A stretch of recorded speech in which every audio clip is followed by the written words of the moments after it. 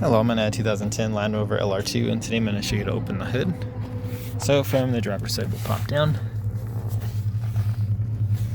and right here you see a hood release lever that will pull. That just pops the safety so you can open it from the front. If there's no tension at all in this, you might need to check behind this carpet and plastic to make sure the cables are still connected. But we'll go up to the front now. You should see the hood slightly loose now so you can fit your fingers in here. But right here,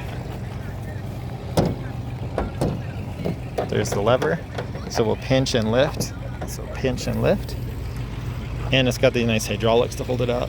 This is what I was pinching, so I make sure nothing's bent, broken. If this is sticking a lot, maybe try some WD-40 to loosen it. This was hooked onto here. And then also make sure your hood's in proper alignment, because if it's crooked, that could also cause you issues. But I hope this is helpful. I hope you have a wonderful day.